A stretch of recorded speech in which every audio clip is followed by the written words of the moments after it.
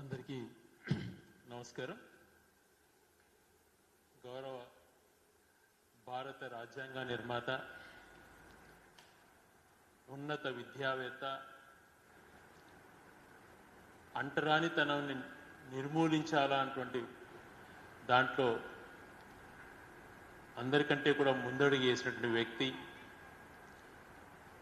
పేదవారి కోసం, వెనుకబడినటువంటి వాళ్ళ కోసం, వాళ్ళకు మంచి ముందుకు రావాలా అన్నటువంటి తన జీవిత ఆశయంగా పెట్టుకొని ఈరోజు భారతదేశంలో కూడా పేదవాళ్ళు కూడా, బడుగు బలహీన వర్గాలకు సంబంధించిన వ్యక్తులు కూడా మంచి మంచి స్థాయిలో ఉన్నారు అని అంటే రాజకీయంగా కానీ అంటే ఉద్యోగరీత్యా కానీ గౌరవ అంబేద్కర్ గారి దానికి కారణం. ఈరోజు ఆ మహనీయుడి జయంతి దేశవ్యాప్తంగా కూడా జరుపుకుంటున్నారు. ఆయన స్ఫూర్తితో, ఆయన ఇచ్చినటువంటి రాజ్యాంగాన్ని కానీ ఇవన్నీ కూడా పాటించాలన్నటువంటి ప్రయత్నం చేయకపోగా ఇప్పుడున్నటువంటి పరిస్థితులలో చాలా అప్రజాస్వామ్యంగా వ్యవహరించేటువంటి పరిస్థితిని మనం గమనిస్తున్నాం. కొత్త కొత్త పేర్లతో మేము అధికారులకు వస్తే రెడ్ బుక్ పాలన అమలు చేస్తాం, ఇప్పుడు మేము చేస్తుండేది రెడ్ బుక్ రాజ్యాంగాన్ని అమలు చేస్తాం అన్నటువంటి మాటలు మాట్లాడుతూ అత్యంత ఘోరంగా భారత రాజ్యాంగాన్ని కూడా అవమానపరిచే రీతిలో ఈరోజు ప్రభుత్వాలు తన పాలన కొనసాగిస్తున్నాయి. ఒక వ్యక్తి విశాఖపట్నం ఎయిర్పోర్ట్లో మాజీ ముఖ్యమంత్రి, అప్పుడు ప్రతిపక్ష నేత అయినటువంటి వైఎస్ జగన్మోహన్ రెడ్డి గారు పాదయాత్రలో భాగంగా ఎయిర్పోర్ట్కి వచ్చినప్పుడు అక్కడ ఏ రకంగా ముందస్తు ప్రణాళికతో హత్యాయత్నం జరిగినటువంటి అంశం అందరికీ కూడా తెలుసు. వాడినటువంటి ఆయుధం దగ్గర నుంచి వాళ్ళు ఏ రకంగా తనను అంతమొందించాలా అన్నటువంటి ప్రణాళిక రూపొందించారో ఆ రోజు మనం చూసాం. శ్రీనివాసరావు అనే వ్యక్తి ఆ ప్రయత్నం చేశాడని కూడా మనకందరికీ తెలుసు. అతను చేసినట్టు తప్పును ఆ రోజు సరైన రీతిలో ఖండించకపోగా హేళనగా చేస్తూ, వాడిన ఆయుధాన్ని వేరే రకంగా మాట్లాడుతూ, ఆ ప్రయత్నం హేళనగా చేస్తూ కేసు నీరుగారే ప్రయత్నం చేశారు. అప్పుడు ఎన్నికల సమయంలో కానీ మన ఎన్నికల సమయంలో కానీ వాళ్ళ ఇంటికి టీడీపీ నాయకులు వెళ్ళటం, ఈ రోజున గౌరవ మాజీ ఐపీఎస్ అధికారి అయినటువంటి ఏపీ వెంకటేశ్వరరావు గారు ఆయన ఇంటికి వెళ్ళటం, ఆయనతో ముచ్చటించడం, అతనితో చర్చలు జరపటం ఎంతవరకు సమంజసం? హేటెడ్ రాజకీయాలకు తెరదింపుతున్నారు వీళ్ళంతా. ద్వేషించే రాజకీయాలు తీసుకొస్తున్నారు. ప్రజాస్వామ్యపరంగా వెళ్దాం, ప్రజలు ఏదైతే మనల్ని నమ్మి వాళ్ళు ఉన్నారో, గత స్ఫూర్తితో గౌరవ అంబేద్కర్ గారు, గాంధీజీ గారు మహనీయులు ఏదైతే ఆశించారో వాళ్ళ యొక్క అడుగుజాడలో నడవకుండా, ఎవరైతే ప్రతిపక్షంగా ఉన్నారో వాళ్ళు టార్గెట్ చేసుకుంటూ, వ్యక్తిత్వ హననాలకు పాల్పడుతూ, టార్గెట్ చేస్తూ ఇటువంటి ప్రయత్నాలు చేస్తుండడం సమంజసమా? ఏదైతే హత్య చేయాలి అని చెప్పి భావించిన వ్యక్తిని తన నిర్దోషముగా ఇది కాలేదు, అయినా తనతో చర్చలు జరపడం, ఒక మాజీ డీజీగా పనిచేసిన వ్యక్తి, రాష్ట్రానికి ఇంటెలిజెన్స్ చీఫ్గా పనిచేసిన వ్యక్తి ఇంటికి వెళ్ళి తనతో ముచ్చటించడము అని అంటే ఎటువంటి ఆలోచనలు మీకు వస్తున్నాయన్నటువంటిది ఒకసారి ఆలోచన చేయమంటున్నా. జగన్మోహన్ రెడ్డి గారిని అంతమొందించాలన్నటువంటి ప్రయత్నం వీళ్ళు చేస్తున్నారు. గతంలో మిస్ అయింది, ఈసారి పకడ్బందీగా చేద్దాం అన్నటువంటి ప్రణాళిక వాళ్ళు రచిస్తున్నట్టుగా అర్థమవుతోంది.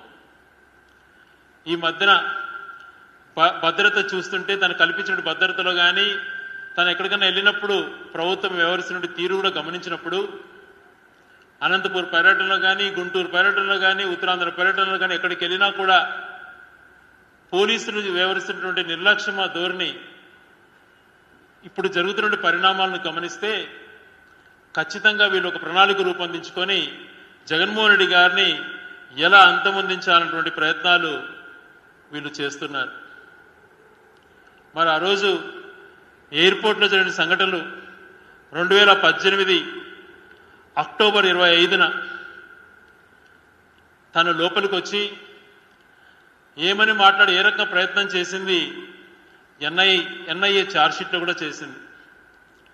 కేసును తప్పుదోవ పట్టించేటువంటి ప్రణాళిక రూపొందించుకొని ఎన్ఐ కోర్టు అన్నటువంటిది విజయవాడలో మాత్రమే ఉంది, కేసులు ఎక్కువగా ఉన్నాయి అని చెప్పి వైజాగ్లో కూడా పెట్టాలని ఆలోచన చేస్తే ఈ కేసు కోసం తప్పుదోవ పట్టేది వైజాగ్లోనే జరుపుతున్నారు, కేవలం ఈ కేసు కోసమే అని చెప్పి ప్రచారాలు చేశారు. మరి ఎన్ఐ ఛార్జ్షీట్లో కూడా చాలా స్పష్టంగా ఫైల్ చేసింది ఎటువంటి ప్రయత్నం జరిగింది, ఏం జరిగింది అన్నటువంటిది. ఎందుకంటే ఇవన్నీ కూడా మొత్తం రాష్ట్ర ప్రజలు కూడా తెలుసుకోవాలి, తెలియాలి కూడా.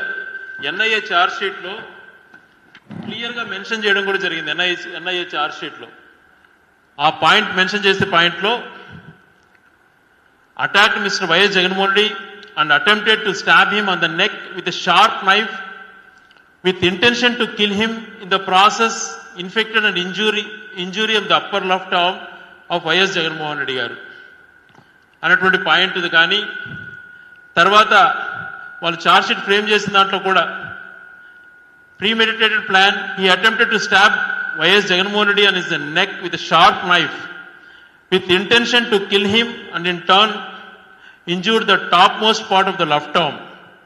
Thus he committed an offence under section 307 IPC.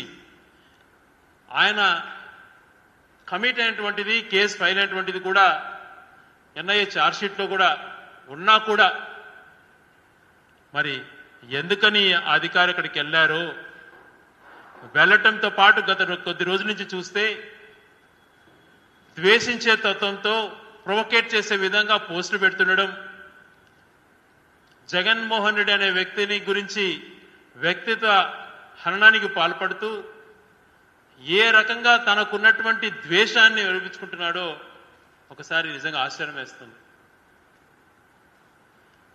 మీరు ఇంటెలిజెన్స్ చీఫ్గా 5 సంవత్సరాలు పనిచేశారు. అప్పుడు తెలుగుదేశం పార్టీ అధికారంలో ఉన్నప్పుడు మీరు 23 మంది శాసనసభ్యుల్ని ఏ రకంగా పార్టీ మార్పించారో అందరికీ తెలుసు. అత్యంత ఆధునికమైనటువంటి టెక్నాలజీ యూజ్ చేసుకొని ఫోన్ ట్యాప్ చేస్తున్నారన్న విషయం కూడా అందరికీ తెలిసినటువంటి అంశమే. వీటికి అన్నిటికీ పాల్పడిన దాని వలన కొద్ది రోజులు మీకు ప్రభుత్వం నుంచి కొత్త ప్రభుత్వం నుంచి పోస్టింగ్ ఇవ్వకపోతే ఇంత ద్వేషంగా చూసుకోవాలా? మరి మీరు చేస్తున్నటువంటిది ఏంది? ఒక సామాన్య వ్యక్తి పిఎస్ఆర్ ఆంజనేయులు గారు గతంలో ఇంటెలిజెన్స్ ఆఫీసర్గా పనిచేశారని చెప్పి ఇప్పటివరకు మీరు పోస్టింగ్ ఇచ్చారా? అనేకమైనటువంటి ఐపీఎస్ అధికారులను ఏ రకంగా వేధిస్తున్నారు? 4 ఐపీఎస్ అధికారులను సస్పెండ్ చేయడం గతంలో ఎప్పుడన్నా జరిగిందా? ఇంత కక్షపూరితంగా మీరు వ్యవహరిస్తున్నారే, అప్పుడు మీరు ఇంతగా తప్పులు చేస్తున్నా కూడా మిమ్మల్ని శిక్షించకుండా అప్పుడు ఎంక్వైరీ మాత్రమే జరుగుతుంది. దానికి ఇంత ద్వేషం పెట్టుకొని ప్రజాస్వామ్యంలో ఈ రకమైనటువంటి ధోరణి అవలంబించడం, హత్య చేయాలా అన్నటువంటి వ్యక్తితో మంత్రాలు జరపటం, హేటెడ్ స్పీచ్లు, కుల మీటింగ్లలో ఇష్టానుసారం రెచ్చగొట్టి మాట్లాడడం, ఇవి కరెక్టా? ఇప్పుడే యువత కానీ మిగిలిన వాళ్ళంతా కూడా ఈ కులమతాలకు అడిక్ట్ అయిపోయి ఎక్కడ తప్పుదోవ పట్టించి సమస్యలు వస్తుంటే దీన్ని ఎలా అరికట్టాలి, అందరినీ ఒక తాటిపైకి ఎలా తీసుకురావాలన్నటువంటి ఆలోచన చేయాలి. కానీ ద్వేషించే తత్వం ప్రోత్సహించి ఈ రకమైనటువంటి విధ్వంసం సృష్టించాలి, నచ్చని వ్యక్తుల్ని భౌతికంగా లేకుండా చేయాలన్నటువంటి ప్లాన్లు చేసుకోవడం సమంజసమా? దీన్ని ఏమనుకోవాలి? ప్రజాస్వామ్యాలపైన మీకున్నటువంటి గౌరవం ఇదా? మరి ఎన్ఐఏ ఫ్రేమ్ చేసినటువంటి ఛార్జ్షీట్లోనే వాళ్ళు ఇచ్చినటువంటి దాంట్లోనే ఇంత క్లియర్గా అతను ఏ రకంగా చంపాలనుకునింది, ఎక్కడ పొడవాలనుకునింది, ఏ రకంగా అంతం అందించాలన్నటువంటి ప్రణాళికను చేశాడో దాని అన్నిటిపైన మనకు ఆ కేసులో ఉంటే మరి ఆయనతో మంతనాలు ఏ విధంగా జరిపావు. మాకు చాలా అనుమానాలు ఉన్నాయి. అప్పుడు కూడా ఆ శ్రీనివాసరావు అనే వ్యక్తి పైన కేసులున్నాయి. మరి ఆయన ఎలా వచ్చాడు ఎయిర్పోర్ట్లోకి, అక్కడ క్యాంటీన్ నడుపుతున్నటువంటి హర్షవర్ధన్ చౌదరి గారికి ఆ క్యాంటీన్ ఎవరిప్పించారు, క్యాంటీన్ ఆయనకు వచ్చిన తర్వాత ఏ రకంగా ఇతను రిక్రూట్ చేసుకున్నారు, ఈ రిక్రూట్ చేసుకున్న వ్యక్తి విఐపి హాల్లోకి వెళ్ళి, విఐపి అతిథులు వచ్చేటువంటి హాల్లోకి వెళ్ళి అక్కడ ఉండి జగన్మోహన్ గారిని దగ్గర నుంచి తను అటాక్ చేయడము, ఇవన్నీ ఎవరి నుంచి ప్లాన్ ఉంది అటువంటిది మేము అన్నీ కూడా గతంలో చెప్తే కూడా దీన్ని అసలు పట్టించుకోలేదు. ఈ కేసుని ఎలా నీరుగార్చాలన్నటువంటి ప్రయత్నం చేస్తున్నారు. నిజంగా ఆశ్చర్యం వేస్తుంది ఈ ప్రజాస్వామ్యంలో కొన్ని సంఘటనలు చూసినప్పుడు. కడపలో పులివెందులలో వైఎస్ వివేకానంద రెడ్డి గారి హత్య జరిగింది 2019లో. 2018లో జగన్మోహన్ రెడ్డి గారు అంతమందించారు, ప్రణాళిక రూపొందించారు. వివేకానంద రెడ్డి హత్య జరిగిన తర్వాత గత 5 సంవత్సరాల నుంచి నిజంగా వ్యవస్థలపైన నమ్మకం పోయింది. ఇప్పుడు మాలాంటి వాళ్ళము ఖచ్చితంగా వ్యవస్థలో ఏమున్నాయి, లోపాలు ఎక్కడున్నాయి, ఈ లోపాలని సరిదిద్ది ఒరిజినల్ ఫ్యాక్ట్స్ను చెప్పాలని చూస్తాం. కానీ అర్థం కాని అంశం ఏంటంటే ఆ హత్యకు పాల్పడిన వ్యక్తులు, హత్య చేసిన వ్యక్తులు ఏ రకంగా మేము మరణాయుధం తెచ్చుకున్నాం, ఆ మరణాయుధంతో ఏ రకంగా అతన్ని నరికాం, అతను నరికిన తర్వాత నరికే విషయంలో ఏ రకంగా మాకు వెనక నుంచి పట్టుకున్నారు, ఏ రకంగా సహకరించారు, అన్ని విషయాలు చంపిన తర్వాత ఆయుధాన్ని తీసుకొని ఎక్కడ వేశాం అని అన్ని విషయాలు తేలిన తర్వాత కూడా నేనే చంపినానని ఒప్పుకున్న వ్యక్తికి బెయిల్ మంజూరు చేయించి బయట తిప్పడం ఏంటో, కేవలం ఒక ఇష్యూని ఎస్టాబ్లిష్ చేసి దీని వెనకాల ఏదో వ్యూహం ఉంది అన్నటువంటిది వాళ్ళంతా వాళ్ళే ఊహించి దాన్ని క్రియేట్ చేసి అప్రూవర్ అన్నటువంటి కాజును యూటిలైజ్ చేసుకొని చంపిన వ్యక్తులను మేము ఎలాగ చంపామో అని చెప్పిన వ్యక్తులను బయట తిరగనిస్తూ ఈ కేసును ఇలా డ్రాగ్ చేసుకుంటూ పోవడము ఆశ్చర్యం కల్పిస్తుంది. నిజంగా వాళ్ళే చెప్తున్నారు మేమే చంపాము, ఎట్లా చంపామన్నటువంటిది. మరి దాని వెనకలు ఏదో ఉందని ఒక ఓటు వాడుకొని చట్టంలో ఉన్నటువంటి చిన్న చిన్న లూపోల్స్ని పట్టుకొని ఎవరిని దీన్ని ఇరికించాలా అటువంటి ప్రయత్నం చేసుకుంటూ పోవటం సమంజసమా? ఇప్పటికైనా దీని విషయాలు ప్రజలకు తెలియచేయండి. ఇలా పోతే సమాజం పైన లేకపోతే ఈ వ్యవస్థల పైన పూర్తిగా నమ్మకం సన్నగిలేటువంటి పరిస్థితి ఏర్పడుతుంది.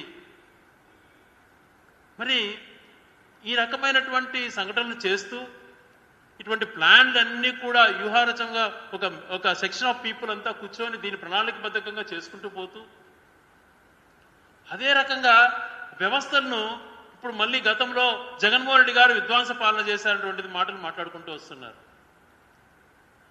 ఎవరు తప్ప విధ్వంస పాలన? విజనరీ అని చెప్పుకున్నట్టు చంద్రబాబు నాయుడు గారు ఎన్ రామారావు గారిని గద్దెనెక్కి 95 నుంచి 2004 వరకు ముఖ్యమంత్రిగా ఉన్నారు.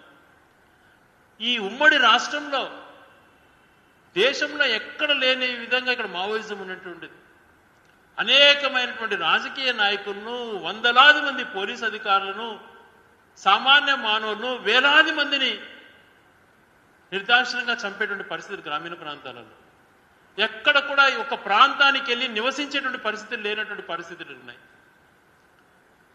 మరి అటువంటి పరిస్థితి నుంచి 2004లో గవర్నర్ రాజశేఖర్ గారు ముఖ్యమంత్రి అయిన తర్వాత లా అండ్ ఆర్డర్ని ఎలా కంట్రోల్ చేశారు?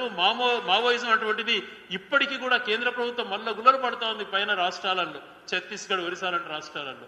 మరి ఆ కాలంలోనే 2006లోనే ఒక సంవత్సరంలోనే రాష్ట్రంలో ఎరాడికేట్ చేసినటువంటి వ్యక్తి, ఫ్యాక్షన్ అటువంటిది ఉండకూడదు అని చెప్పి ఆలోచన చేసిన వ్యక్తి, లా అండ్ ఆర్డర్ను కంట్రోల్ చేసినట్టు వ్యక్తి,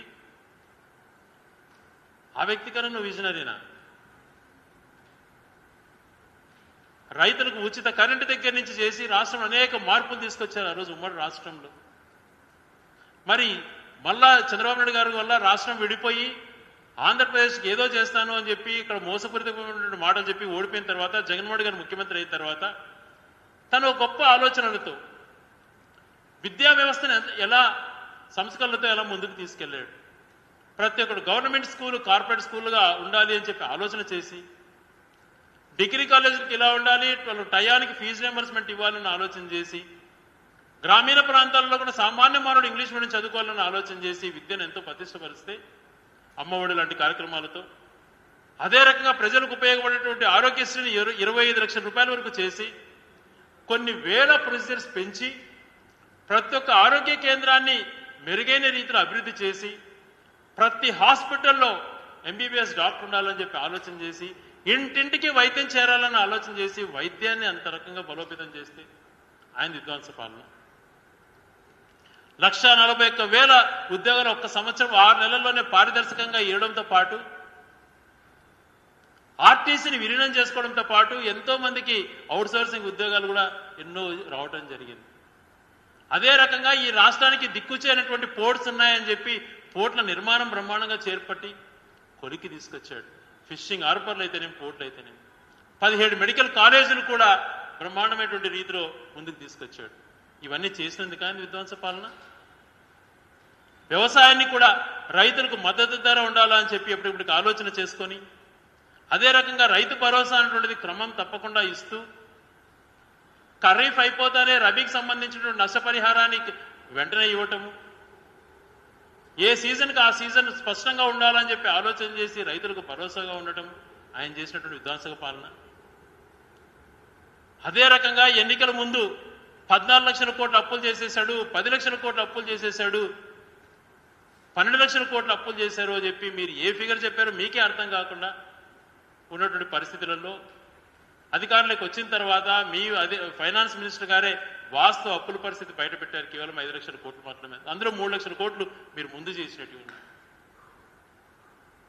ఈ రకమైనటువంటి నిందలు మోస్తూ ఒక బ్రాండ్ చేసేయాలి జగన్మోహన్ రెడ్డి గారిది విధ్వంస పాలన అటువంటి క్రియేషన్లో మీరంతా ఒకటై చేయడం ఎంతవరకు సమంజసం?